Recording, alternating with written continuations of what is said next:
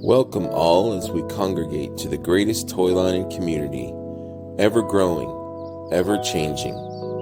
As we collect and adapt these figures to our own imaginations and embrace the fun, there's much to learn, especially if you're new to Mythics.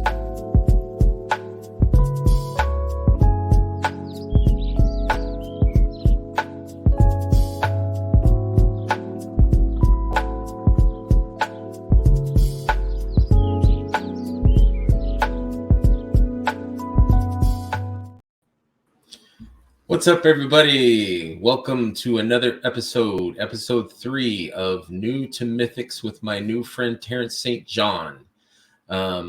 Just want to say real quick that this show is not just for people that are new to the line, but it's more like a welcome to the line for new people, but also I love to hear stories about how you learned about it, the Mythic line, and how you got started in it. But before that, let's find out a little bit about Terrence. So tell me about yourself, Terrence.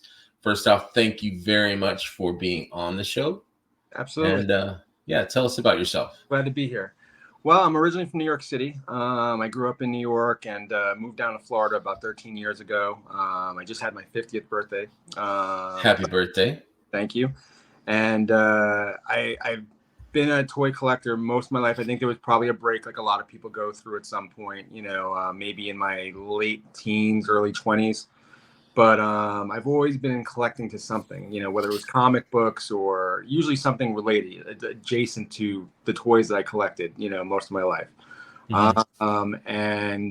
In the last few years, I think during the pandemic when Master Universe came back around again with the Origins, that was probably the catalyst to getting me closer to what ended up being Mythic Legions. You know what I mean? I really like that Origin stuff. Yeah, I mean, because I was a huge Motu guy as a kid. Mm-hmm. I was definitely there when it got introduced in '82. I remember getting my first one with Skeletor when the first wave came out, and had to have That's Skeletor. A good start. Yeah, Absolutely. Good start.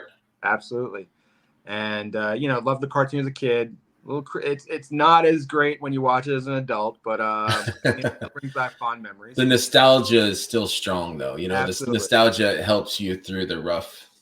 But I have loved the newer cartoons that they've done, on Netflix, the Revelation and Revolution. I know some people have opinions about it, but I thought the artwork's fantastic. I thought the story itself, as far as a more adult or, at least an elevated, not as, cheesy story as it was, back when we were kids or whatnot. But, I think for me, I became bigger back into adult collecting, if you will, Mm-hmm. And I think at some point, because I'd gone to PowerCon, I think I'd gone to the last PowerCon that was out in California. I think that was probably 21, I think. And then I didn't go to the one in 22 because I was like, it's Columbus, Ohio. What else go to Columbus, Ohio for? Right. Think of, if you're out in Los Angeles, you can kind of think of, oh, well, I can go here. I can go to. Yeah, there's a lot to do. You can drive an hour one way or the other and find something to do. I skipped 22 and then I went to 23 and I was there. I was there. And I had been hearing about, I'd already heard of Mythic. I think, everyone's heard of Four Horsemen if you're in toy collecting. I remember back in the day when McFarlane started doing like the monsters and stuff like that. And I remember hearing Four Horsemen were behind those figures. And so I was always aware of them. But then being such a Motu fan and then knowing that they did Motu tribute figures and that they were going to be at PowerCon, I was like, well, I got to check it out. And I think I had seen images of Scourge and Agent Optic by that point for Cosmic. And then that got me into, well, what else have they done? Right. And started researching.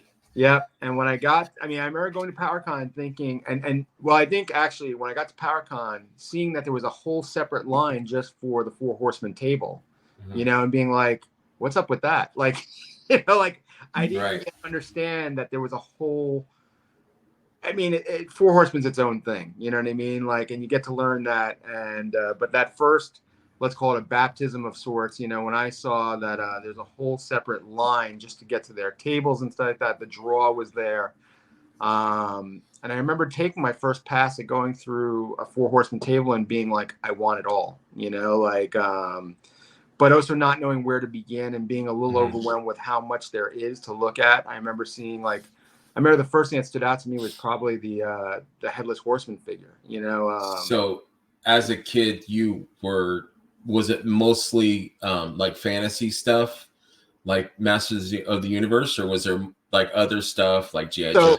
So my three big lines as a kid, I had a little bit of everything, but my three lines that I collected habitually were definitely Secret Wars, Superpower. Oh, I love those too. Yeah. So I mean, I remember, you know, I think with me, I had to take a trip. I lived in New York, and my mother was going to take a trip up to Saratoga, and so she gave me some cash to go, basically buy some comic books and something that would keep me occupied for the ride. That's a good mom. That's a good mom. I remember picking up 3 comic books, which were a Spider-Man, a Captain America, and an Iron Man comic, and I immediately went to this local. You know, it wasn't a toy store, but it was a grab all kind of store that had a toy section in it. And I remember finding the Secret Wars figures on the shelves. And I remember buying Captain America, Iron Man, Spider-Man, because, you know, and them having the little lenticular shields. And yes. And also, I think I might have already been into superpowers at that point. You know, and of course, for me, because I was a huge Super Friends fan, you know, you had to have all these Super Friends. So, you know, like all the big ones, you know, the Rob. I mean, I've always been a Batman fan. So absolutely. You know, and that line particularly had pretty much, it was very heavy on Batman's villains, like the Joker, the Penguin, the Riddler. You know, so I had all those characters. And so, of course, for me, those Secret Wars and Superpowers figures constantly teamed up and battled against each other and stuff like that. But Motu was the line where I remember having to be a completionist and having to have everything. And I mean, we're talking about me at like age 8 to 10 to 12 years old, you know what I mean? And so the disease was big in me back then too, you know? So. Yeah. Motu, I think Motu is a huge gateway into mythics, not just because, you know, the horsemen doing work for them and all that, but just like the fantasy, just the huge world of imagination that they created. So yeah, I think that's genius on the mythic part. Right. So flash forward, you at the table seeing this stuff. So you hadn't seen the mythic stuff before? Had you heard of it, or? I think so. PowerCon 2023 for me was huge for a couple different reasons, but I think it was also, I had seen a lot of stuff online, but actually being able to pick it up, look at it. I remember being blown away by the display they had at PowerCon for Legions. Like they had this huge, I mean, they had not Legions. Well, they had one at Legions Con too, with where I remember seeing the bear in 2 different poses and being like, oh, now I need to have 2. That thing, it just blows you away. When you see it in person, it's like, oh my God, this thing is incredible. I mean, I know he's posable, but I need one that's on all 4s and one that's standing up. Right. Yeah. So, but I mean, when I had seen the display, and then they had the other side of the display, which also had like a cosmic display. And it was funny because I had taken a couple passes at the table, and after seeing the display and just finding different figures, and it was funny because one of the figures that really stood out to me was the cosmic Waltor figure, you know, the orange. Beautiful. And I remember walking up to the table at one of the passes, and I was like, you know, I didn't know any of these guys working the table. I don't know who they are or if they're just volunteers for the day or whatever. And so I say to this guy behind the table, I go, hey, there's like an orange, like astronaut guy with a skull head. I'm like, I got to have that figure. Is it here on the table? And he goes, well, that's my figure. And I go, what do you mean? And he goes, well, my name's Walter Hagen. That figure is based on me. It's a tribute to me. Not out. You're like, wait, what? For real? Out till November. So I'm like, what? Like, I'm like, oh, that's really cool. And I remember being like, oh, well, congratulations. That's awesome. But like not knowing, like the relation and yeah. So who this guy Walter is. Yeah. And so, but the interaction was great. And, I bought a bunch of figures. I bought every Motu tribute figure they had on the table that I could find, which was like the Stratos and the Stinkor and the Moss Man. And because I remember I picked up a couple other things that I got loose at, or not even, some of them were loose, some of them were still in package at Eternity of Dreams there. But I had gotten the Evil Lyn, and I'd gotten the majority of ones that were available that I could possibly get. In other words, the ones that weren't Skeletor, He-Man, or Man-at-Arms. So, right. Yeah, those are a little tougher to acquire. Still on my list, and I yes. swear I will get them someday, but just not yet. Right. But I'd gotten everything I could get there. And so those were so how many figures did you buy that day of Mythics? I'm gonna say I probably bought somewhere between 10 and 12. I'm gonna guess. So you had never had a Mythic yet. No. So you just went full ham. You went ham and just bought. I picked up the first two, which were the cosmic ones. The Optic and Scourge, and the Whiplash and the Many Faces tributes. And then, but it was funny because on the third pass, because we had gotten, my son and I had walked. Third pass. Yeah, third pass. My son. I love it. My son had gone, like, he looked at a couple figures, and I was like, and it was funny because it started off with, I was like, well, is there anything you like? Is there anything you think we should get? And like, he had pointed at a couple figures, which was funny because, again, not knowing anything about the figures. Right. He pointed at figures that I now know were the figures that make up the Furious Four. But I didn't know them at the time, and I was like, yeah, they're pretty cool. And I did like them, but for whatever reason, I bought something else. I'm trying to remember what else I had bought. I think I had bought some vampire characters, I think, because I had liked the vampires. And I had skipped on the Furious Four at that point, which is a whole nother story. But anyway, by the time it was over, I think we went home with about 14 figures that were Mythic and Cosmic figures. And I knew before I got back to Florida, like, I wanted more, and I very shortly thereafter had planned to go to Legion's Con. Like, I had to go. So yeah. No, did you talk to anybody else at the table at this time, or? So at the table, I think Chris was there. I think I talked to Chris a little bit. There were definitely, it was also the first time, I want to say maybe Eric was there. I got to double check, but I think Eric actually recommended me getting a box. So right, yeah, they'll do that. They're like, here, yeah. So don't kill yourself. I'm trying to Take do this the whole box. Balancing. Yes, and I have an IKEA bag, and because it it's pliable and so. But now I'm very much schooled in the idea of either taking a box or bringing some other carry device or a vessel to put all your figures in. Because, that's the way to do it. Yeah, my buddy Brett has a wagon. Yeah, that he takes to every show. Yeah, and I'm like, but that kind of makes you buy more because it's like, well, I don't have to carry this. I'll just put it in my wagon. So absolutely, I'm gonna buy more, more stuff. I brought the wagon to MegaCon because I was up in Orlando, so it was drivable. And I did exactly that. I packed it up with stuff because, and it's the difference between sometimes going to a Four Horsemen show where they're going to have majority stuff that's like the newer offerings, what I mean? And then they might have some throw-in stuff that, surprises,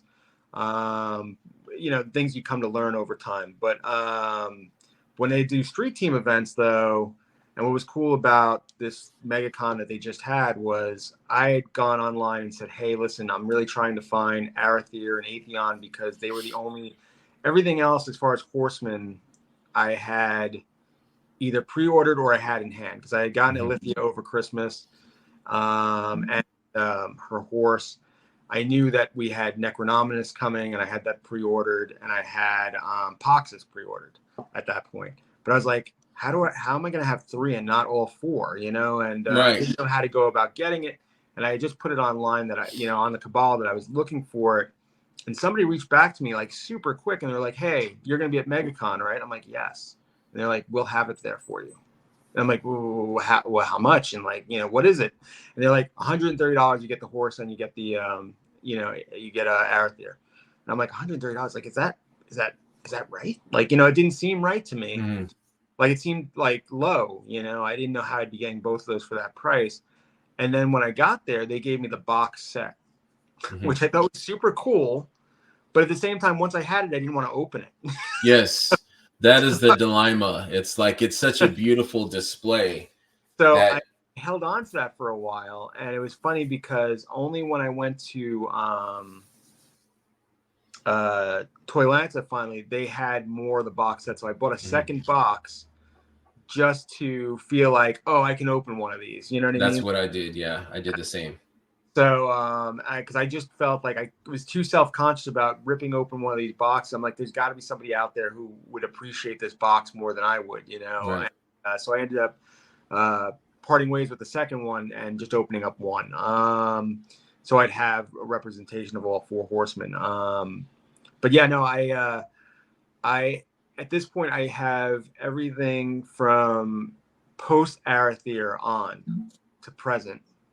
But I'm trying to get everything before it. So you went all in on these. Yeah. Is there like a faction or like a favorite figure that you go to that's Well, I mean, there's so many characters. It's funny. I feel like it changes all the time. You pick they're up. also good. They're so good. I mean, I don't find too many that I don't like. I mean, there are probably some that are maybe not as not as they're a little more lackluster. I mean, that's a horrible word to use within Mythics. How dare you, sir? How dare you? There's no such thing, really. No, I mean, it's find new things, but I mean, there are some that I think you find, like, you look at a character like Arathier as an example, who is so colorful and the wings and everything else, and he looks fantastic. But then you look at another figure that has great soft goods, right. or another figure that has some. I mean, it's funny. I just recently had acquired the Sir Gerard figure, and it was interesting because I put the picture up.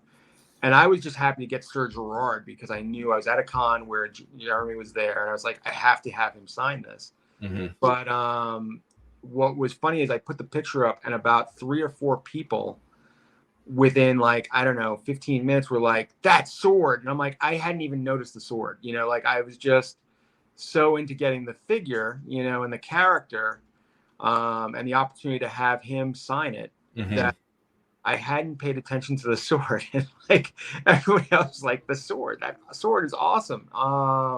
So I mean, everyone finds something within these figures that is so important to them, and that's fantastic. I mean, and then that's not even taking into consideration, even when you like the characters, the fact that there, you might end up tearing these figures apart and doing something completely new with them. The pop and swap customization, and I think for me, even if I get into that, I think I probably have to have one that's in its original form, and then one that's me. Because I feel like I'd be destroying something that was already fantastic in order to create something. I'm the same. Yeah, I'm the same way. Yeah, it's like your G.I. Joes as a kid. I had some like fodder where I would take them apart and I would build new figures, but I would always have like, the OGs or I couldn't take Snake Eyes apart. He was too, he was perfect as is. Like, I don't need to,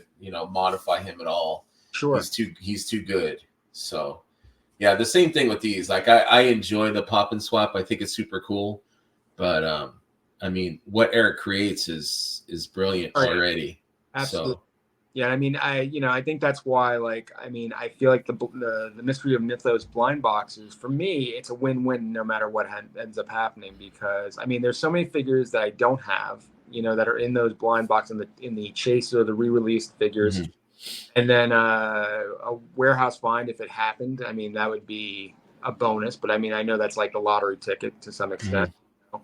So let's get into the mystery box thing, because I think that's where I first started talking to you a little bit about it, because you had posted like journey to getting as many boxes as possible. Correct. And so you had a list of everything that you were going to sell.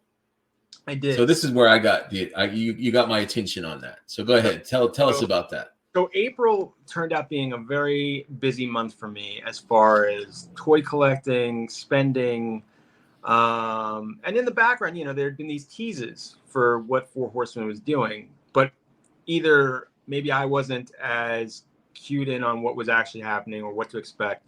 I mean, a lot of people had a lot of out there guesses, you know what I mean? Like, so I don't think I was the only one, but I had started off the month. I had backed a Kickstarter. I'm not sure if you're familiar with Mad Hatter Reviews, but he had done a figure called Flip War, and I had backed. Yeah, that was successful. That's Ramen Toys, isn't it? That's doing that. Mm-hmm.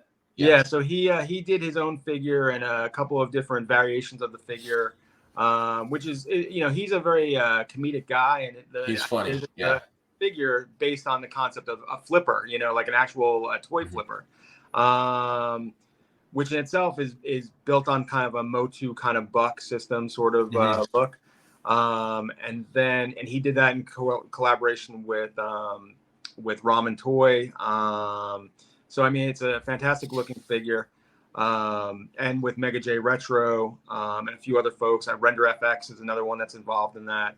And Mr. Home Arcade, another channel that's involved in that. But anyway, so I had backed that. And then almost immediately we had the AWOC campaign.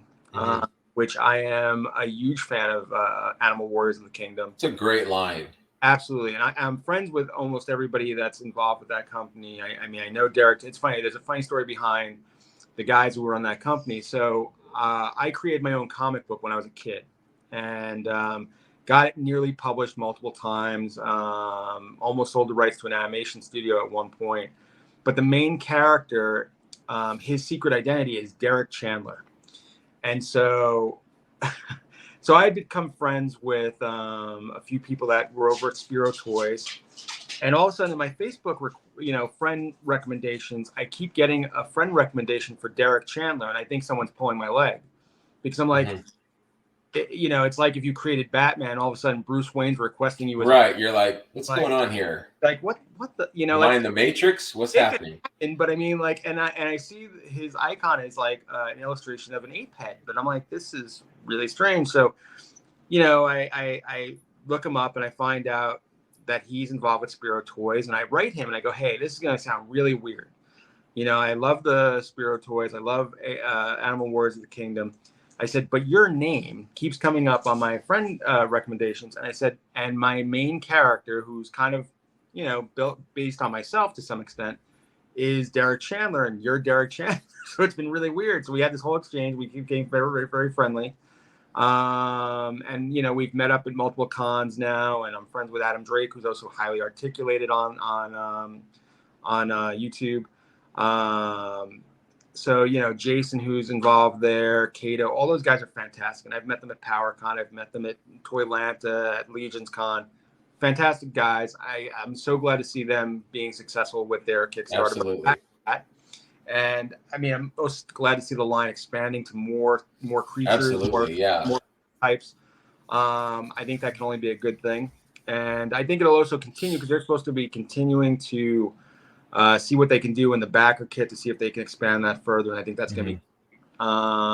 Yeah. So you've done a lot of spending in April. In on that. So that was like a $700, $750, expense right there. And I'm like, oh yeah, it'll be great to see what Four Horsemen's going to do. And, it'll probably be something. Bam. Order in. It's like next week. I'm like, I know. I was thinking like, oh, maybe it's a pin set. Maybe it's, something small, figure obscura, or like some accessory. No. Yeah. Or we should have known better. We should have known. Like, hey, we're announcing it, but it'll be something that's going to go on sale next month or something. It's like, yeah. When they said it's ready to ship, yeah. I was like, oh, damn, we're all in trouble. I kept seeing that. And I'm like, ready to ship? Like, but I mean, how could it be ready to ship? I mean, what would they have that we haven't? They're sneaky guys. Guys.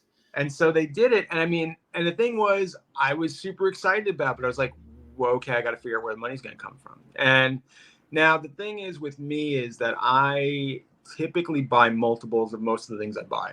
I do that too. It's a sickness, but I do that. Yeah. So, but one of the things that's funny too is like within the group of guys who I communicate with online, a lot of them also toy tubers and stuff like that, is I like to foster the idea of like collecting for the community, you know, and because I just know that, you know, not everybody can get to every con, and there's often, you know, exclusives or regional type, you know, things, or even just regular toy collecting. You'll see things like on, you know, Facebook or whatever, or YouTube, where somebody goes into a Target in California and they're finding something you're not finding in your Target, you know, Exactly. or Yeah. whatever it is.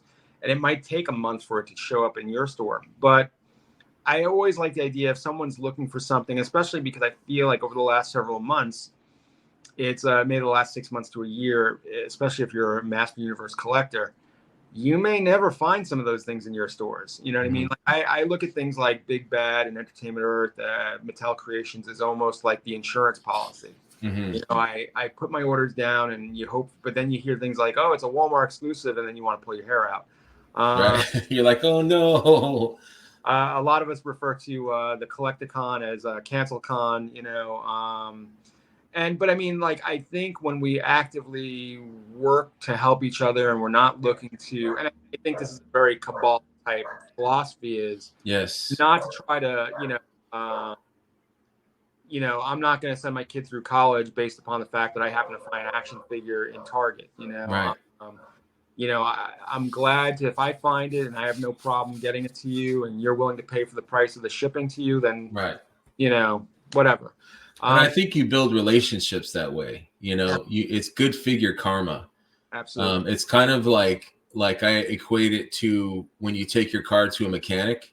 And the mechanic is either going to charge you for every single thing he can and get that $1,000 out of you, or he's going to be honest and say, hey, you need this, you need this. Right. And that is a person that I'm going to go back to, that I'm going to build a relationship with, because they're not trying to get every single dollar bill out of my wallet. They're trying to build something with me. You know what I mean? So it's the same with collecting too. I think it's like, be honorable, be respectful, and build relationships with people. Sure. You know, help this guy out, because you never know. Like, there could be a con in his neck of the woods and be like, hey brother, can you see if you can grab me that, you know, exclude? Sure. No problem. No problem. Absolutely. So that's I think what a lot of the cabal is about. Is people, you know, helping people and building relationships and friendships and stuff.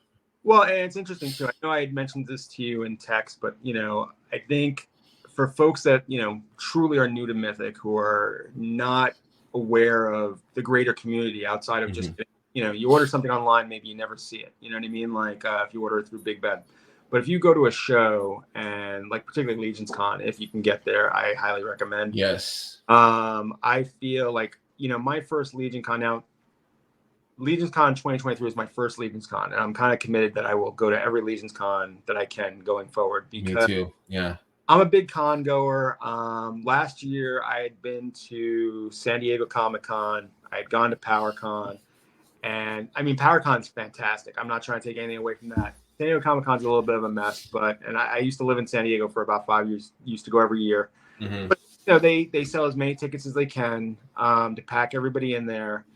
It's crazy. It's a spectacle. Once you're in there, it's kind of like a lot of the vendors, even you have to have a whole separate ticket just to get into those vendors to actually earn the privilege to buy a figure from them. Like Funko, forget it. Like you'll never get like the Funko exclusives. It's over. Absolutely. And like my son is a big like anime fan, so of course they have an anime Funko that he wants. It's like, I'm gonna end up on that line. I don't know if I'm really gonna get it or not. And it might be being at an exclusive con just to stand on a line, you know what I mean, with a con. So not as much fun, you know. But you know, and PowerCon was awesome. I mean, I thought it was awesome for, number one, the people I hung out with, the people I met there. But it was also, again, Mythic was awesome, but it was also great to see so many third-party or independent like toy companies, you know, not being overshadowed by a Hasbro or a Mattel, where you could walk up and you could pick up a figure. I mean, for me, with AWOC as an example, that was what sold me. And what's also with Mythic, you know, being able to pick up the figure and feel the weight of the figure, you know, look closely at the paint, you know, apps, be able to feel the articulation, if it had ratchet joints or if it had like, if they were loose, Right. how well it posed or stood. All that was fantastic. But I went to Legion's Con, and and initially you're like, how can they build an entire convention just around one property? You know what I mean? And then you get there and you see it, because it's not just the property, but it's all the stuff that is built around, as far as the customization, Built around it, right? Yeah. The personalities, the companies that are almost adjacent, like the AWOCs. I mean, they're kind of close in a way. Galactic Valor, another one that was at Legion's Con last year, and that just again also had a successful Kickstarter that I was part of. Cha-ching. But But yeah, I love that too about the Horsemen. It's like they're not saying, no, we don't want any competing, no Galactic Valor, no Spiro. Right. No, they're welcoming, absolutely, to Legion's Con, whoever wants to be there. But like, there's so many core fans, and there's so many people that build stuff around the line, you've got like Wolf King Customs, and you have all these different, awesome companies that build stuff for the figures. Like that to me, it's so huge.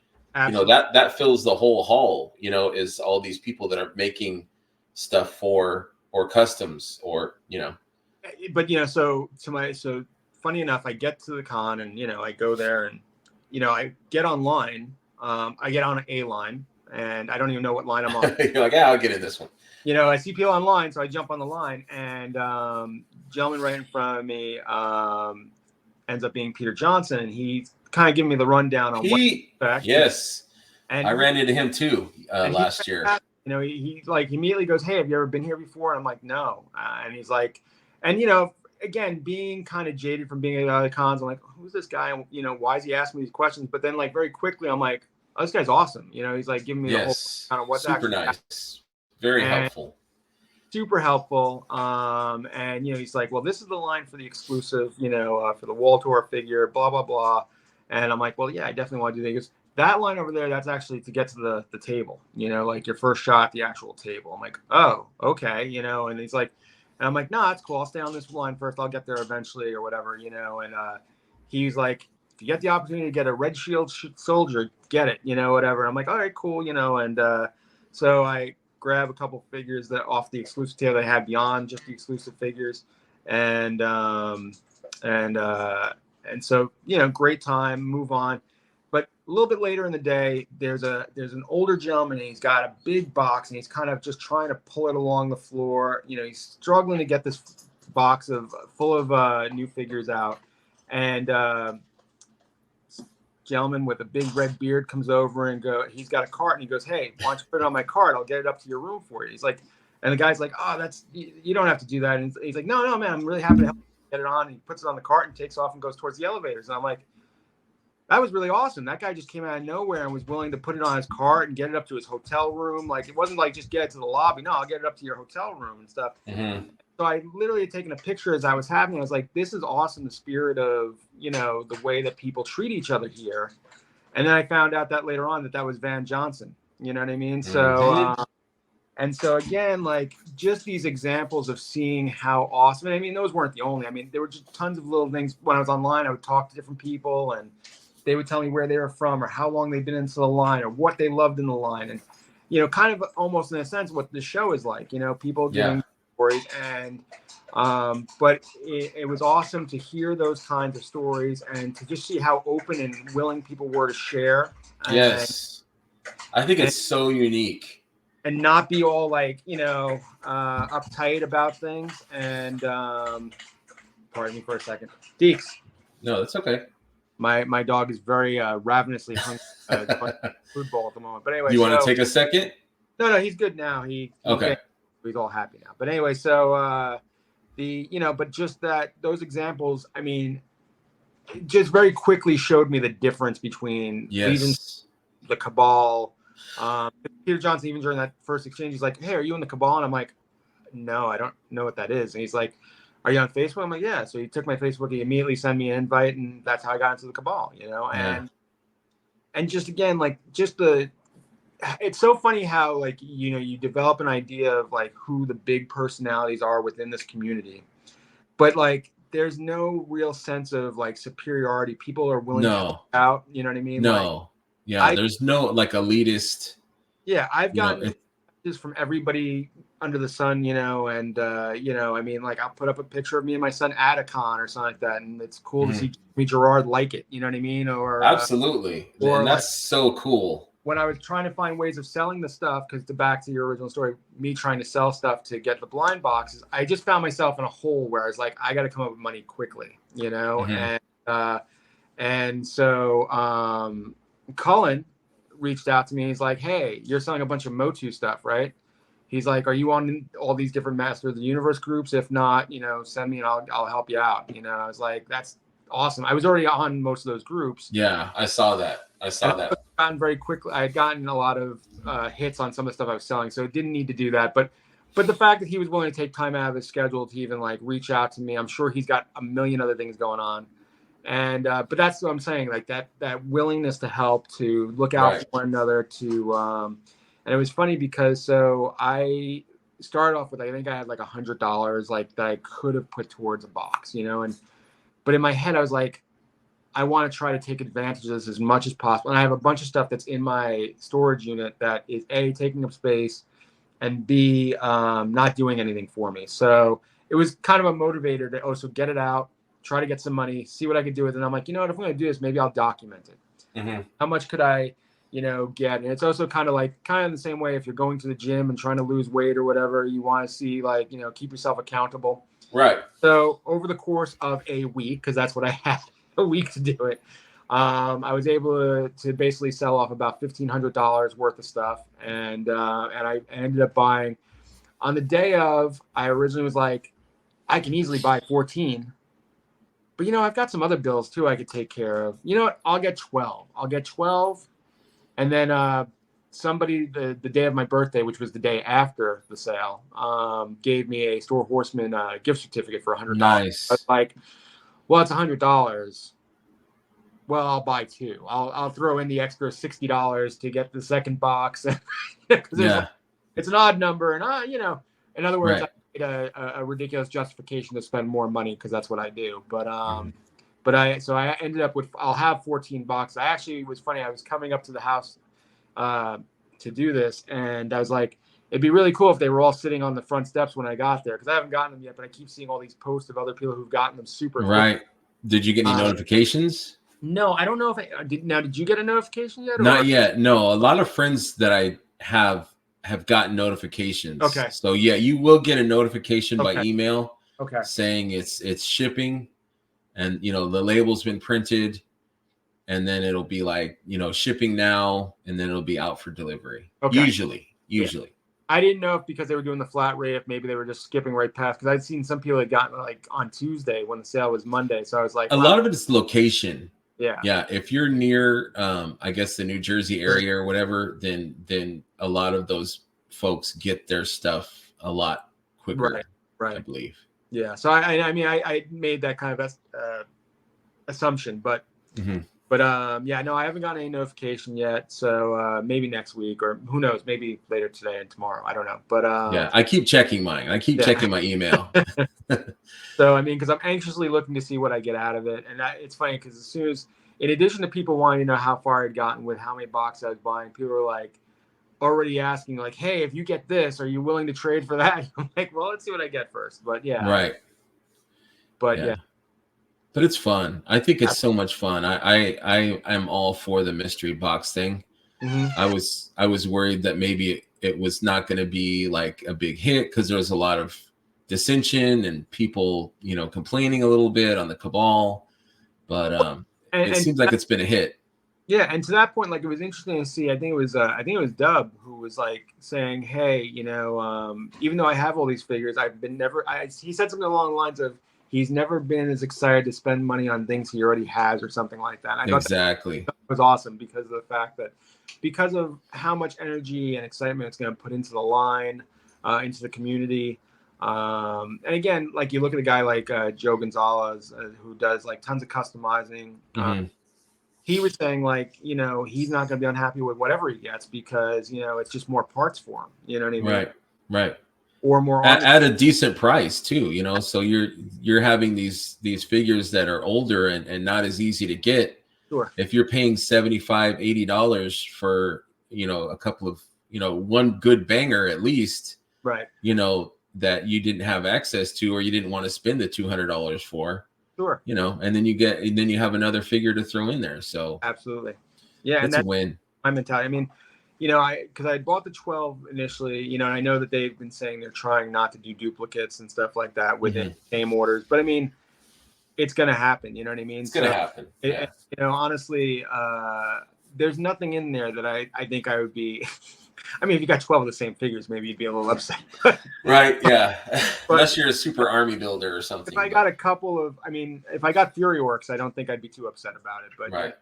Because that seems to be one of the ones I'd really like to get some to army build. But I am also of the impression that we will see some of these showing up on tables at some point in the future. So I'm happy about that too. I've always, ever since I've been in the community, I've always asked, like, why can't there be reissues? You know what I mean? It's like they can do it. I mean, they've done it. So why can't they not? Because for someone like me, like I kind of went against the advice of not buying backwards.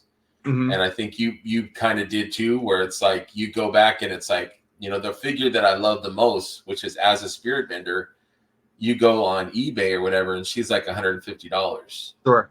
So it's like, you know, I don't really want to pay that, but, you know, there's not really, I don't set the market, so there's nothing I can really do. So for new people like me, right, it benefits to have reissues because it knocks out the you know, the high value that the people that are selling them, you know, it's making them more accessible, flooding the market more. So I think it's an interesting conversation too, because you listened to like Mythic Conversations yesterday as an example, and Jeremy Gerard was going over the whole concept of, you know, not having an All-Stars line this year, you know, and he had gone into detailing how many figures from like the original Kickstarter and such, and up until I think Arathir, or maybe it was a Covenant of Darkness, I think, that had been reissued in some way or another.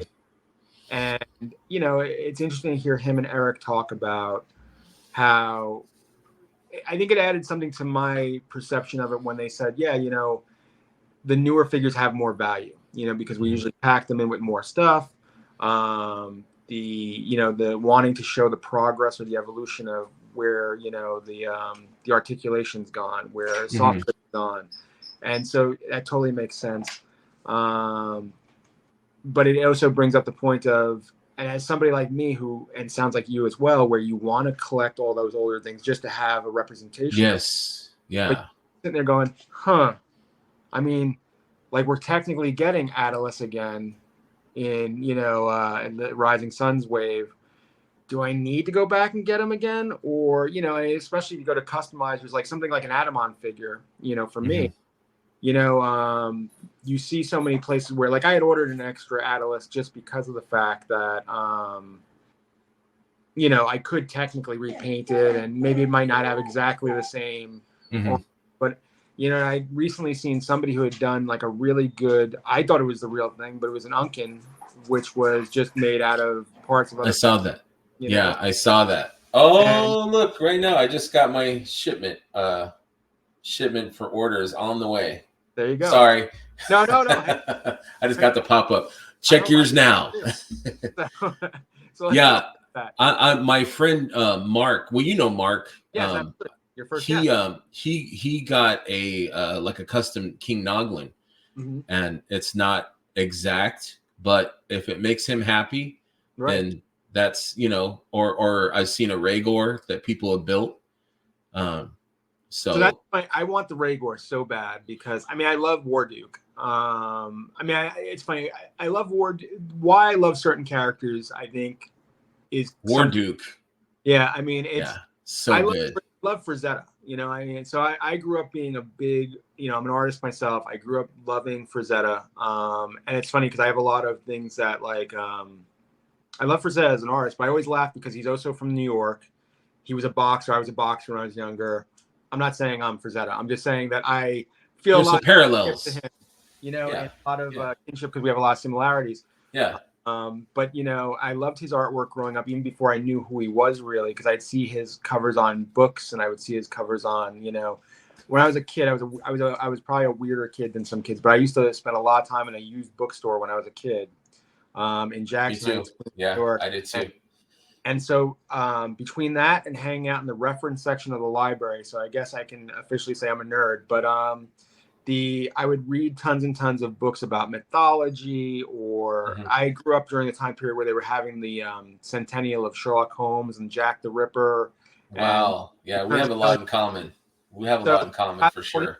I read all those Sir Arthur Conan Doyle books again. Yes. You know, I remember being really into all that stuff, and that got me into reading a lot about, you know, so I'd be in these bookstores though, and I'd be looking through all these old pulpy books or, you know, fantasy books. And I would look at these covers, and even though I wouldn't necessarily read those books because some of them were terrible books, but they had covers, you know, and the cover grabs you. It's the cover yeah, that'll get you. and I used to like, you know, and I used to sometimes buy the books just because I wanted the cover, and then I want to try to replicate, even though I wasn't a painter, I'd try to replicate and then I eventually found books, like whole books of Frank Frazetta art, and you know, I would see his line work, and I would see his, you know, his illustration work, and just fantastic stuff. I mean, everything from his fantasy stuff, like his Conan type stuff, to his stuff that was more like the monster stuff of like the 50s and 60s type stuff. You know, like that was like EC Comics type stuff. Yeah, I love that stuff. Yeah, that's But super I mean, of cool. course, I love his Death Dealer, and you know, he's only painted the Death Dealer maybe 4 or 5 times.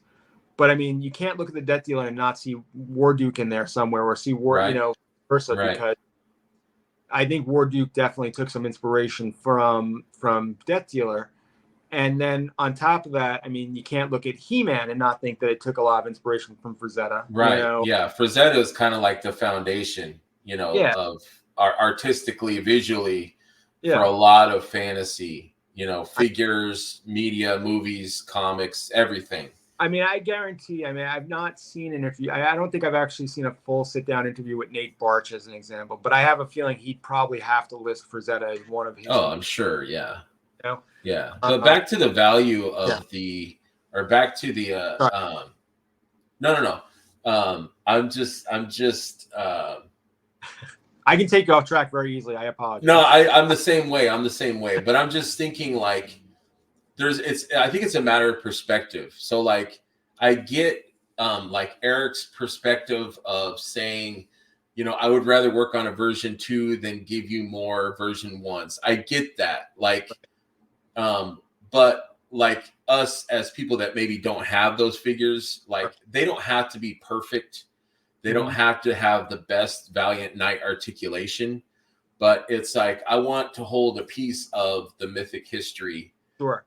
You know, I don't care like if the tabard is plastic or you know, the shield is got the clip thing or whatever. Like, I just want the figure, you know what I mean? It doesn't have to be perfect. And that goes into the whole artist thing of, you know, tampering, like, you know, like George Lucas, you know, he was not happy with the original Star Wars. So he tried to make better and better and better. And yes, you know, the special effects and everything else quality wise was better, but there's an argument is Star Wars to me is still the best, even though it's you know, rusty, or even though it's, you know, not the best, you know, effects or whatever. To me, it's still the best, you know. So and to your point, I'm probably going to say the same thing kind of in a different way. Is I almost think like I too want the original figures, and I think it's almost like when you do see a finished piece of artwork, but then like sometimes they turn the artwork over, or they find another piece of artwork and it has like the sketchings of what the artwork would ultimately become. And so it's almost like you get to see the progression of the artist, you know, in a sense of where they started off, where they Right. got, and like I'm okay seeing the sketches. I'm okay. Oh, I want, Yes. you know what I mean? I want to see that, Yes. because to me, that's almost more important in a way. You know what I mean? Yes. They get their humble beginnings, to Yeah. where they, amazingly ended up at their apex. I mean, I think Four Horsemen are going to keep growing, keep getting better. But Absolutely. Yeah. Their figures. I mean, look at their head sculpts now as opposed to their head right. sculpts before. They're Well, I mean, you'll so talk much about better. as an example. Sorry, they coming in the door, so they're gonna bark. Yeah. But Dogs being dogs. They're dogs being dogs. That's okay. they're excited because their mom's coming home. Anyway, so but like when people talk about Ortho as an example, and they say his head's too big or whatever the case might be, like I'm okay with that. You know what I mean? Like I Right. still want to own him just to be able to say I have that piece of the history. Yes. Or like everyone, like it's funny, like when they were talking about the different figures for the blind boss as an example, and like I think I was watching, I'm trying to remember which show it was on where they were doing the pros and cons with Dorklair and Curtis, and they were basically like everyone had like certain figures. Like a lot of them were making the comment like they wouldn't want Hagnon, or they wouldn't want Ragna. And I don't have either one of those figures, so I'd be okay with either of them. Right. Right. And I think that there's kind of a division, and Curtis is my boy. I'm not disputing, but they're looking at it as not really a jaded collector, but someone that has everything, that's seen everything, that's held everything. So the figures that are not as valuable to them, like a Ragnar or Hagnon, to people like us that may not have them, it's like, I want that. I want to be able to buy these without having to spend $200. Right. Like I want to be able, that's why I'm bummed out that there's no all-stars, but I'm grateful that there's mystery boxes so that we get a chance. Yeah. Unfortunately, we don't get to pick what we want unless we buy every box, but it's fun to trade, or, like it builds also more, friendships and relationships within the community. It's like, hey, Terrence, what did you get? Like you're already having people reach out to you, like, can I get the, you want to trade this or that? And it's fun. It's like kids in the schoolyard, it's like, oh, you had, what'd you get for Christmas? Pokemon cards, whatever it might be. Yeah. It's like, I got doubles of this, Stormtrooper, you want to trade for that Han Solo? Oh, sure. Or heck no, but it's like, it's friendships, and it's just fun, so it's like, I think, and then circling back to your son too, I think a lot of times we forget the fun part.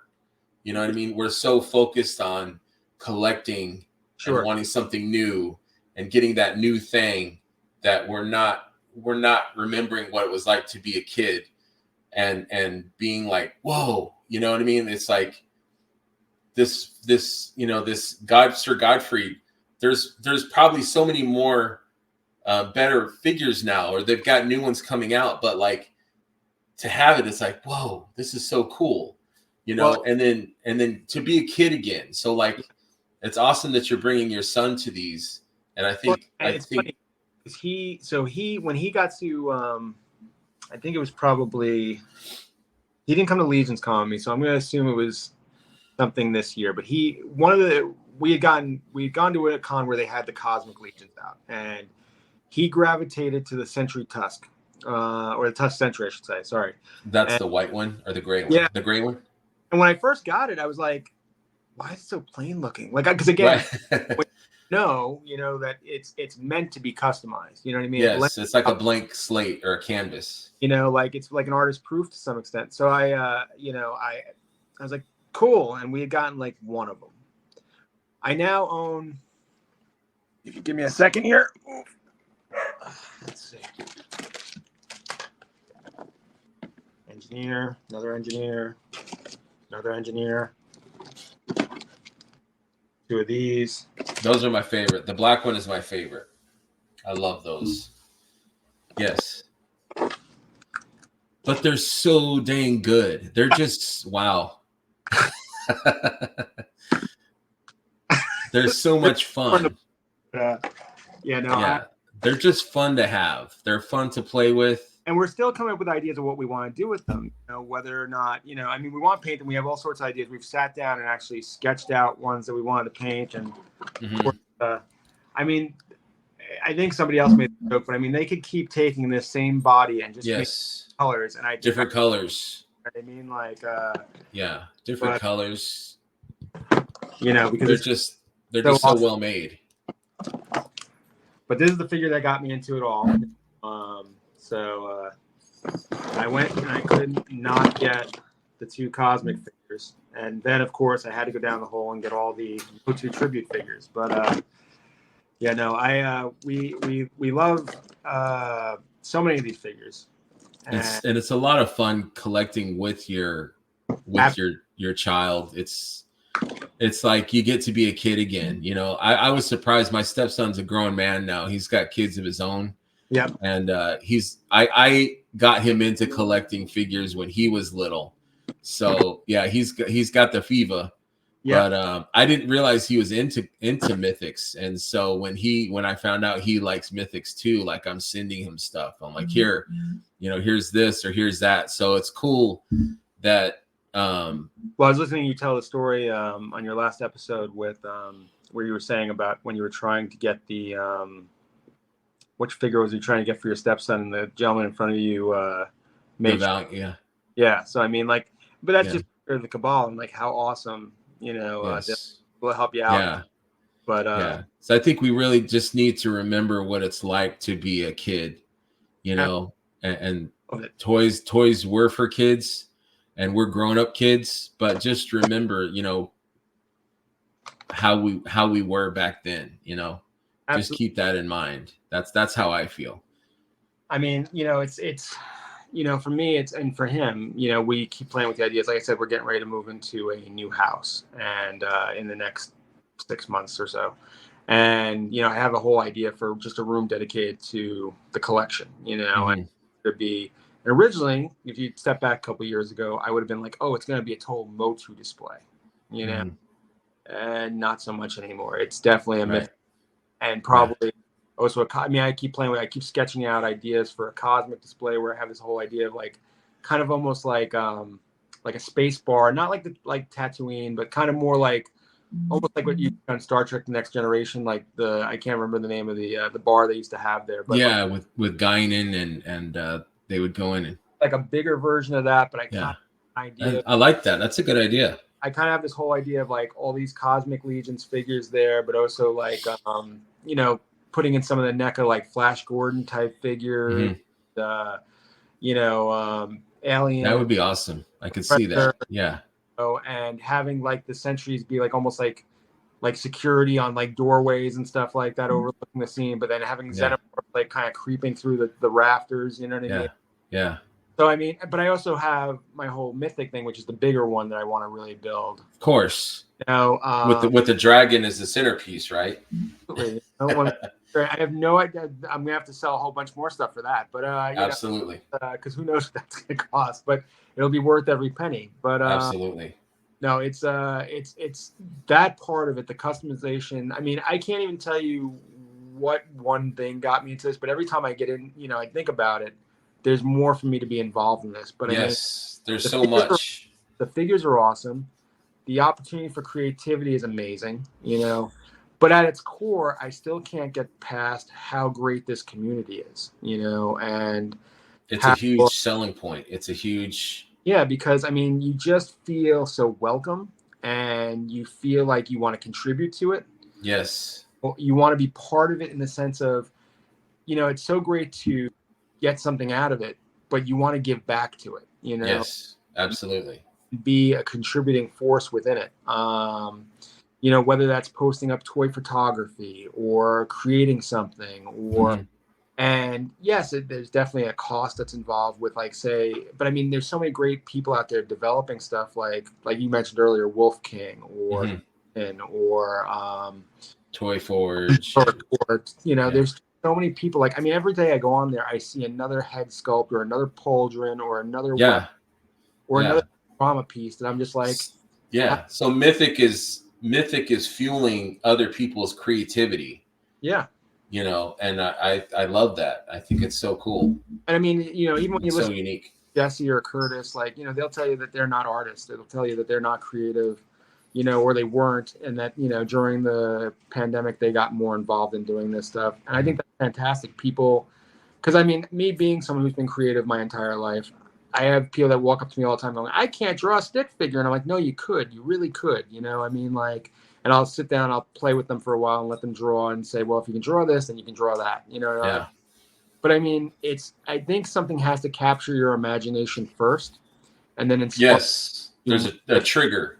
you know? Yeah, a trigger that gets that creativity. Like, oh, I like that. You know, Absolutely. and then you go on your own avenue of, you know, creativity.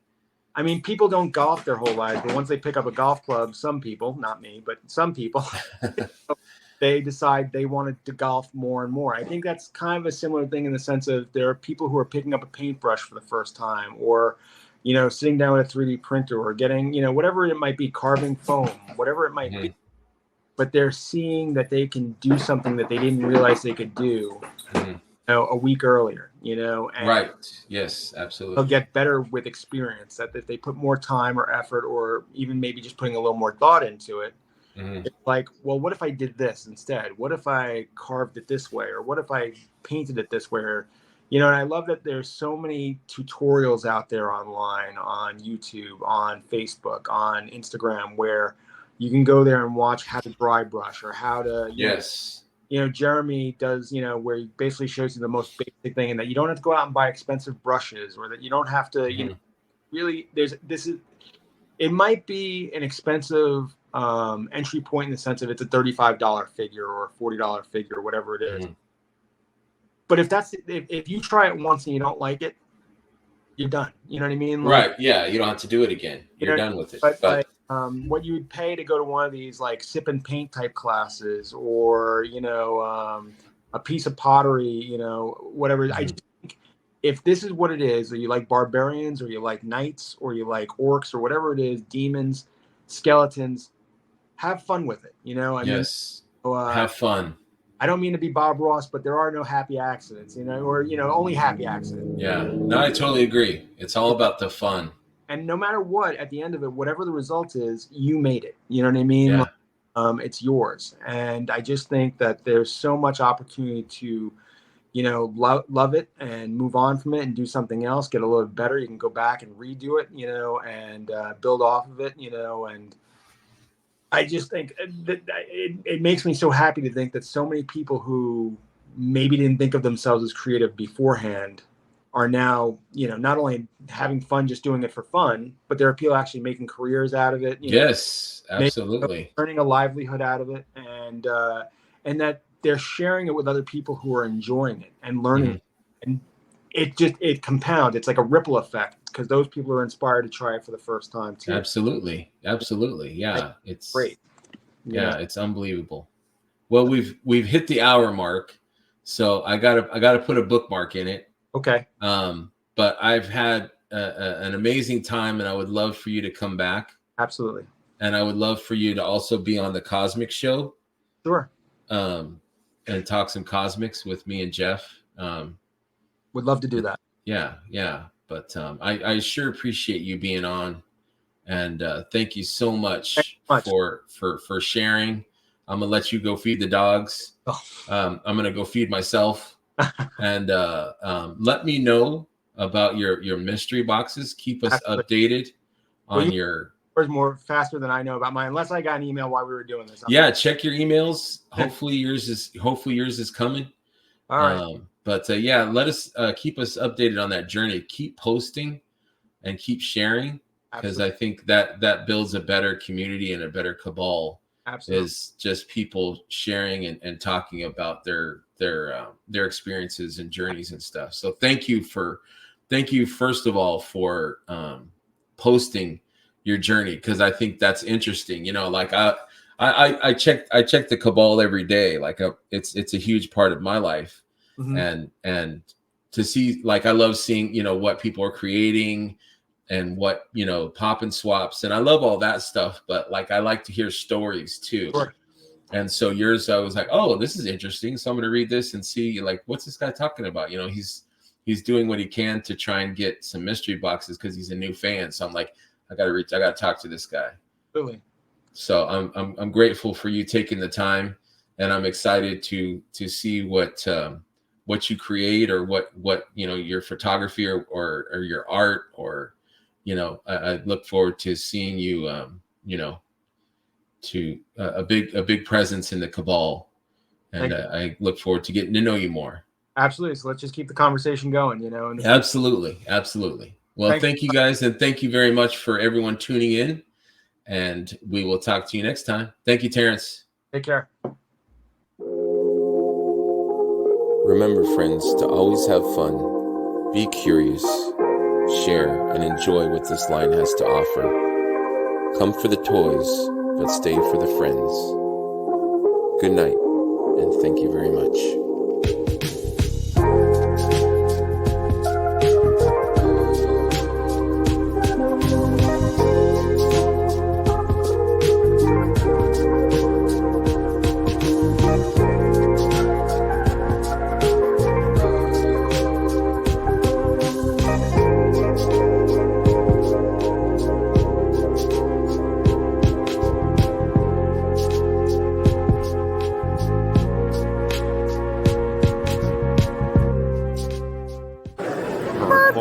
Purple gang.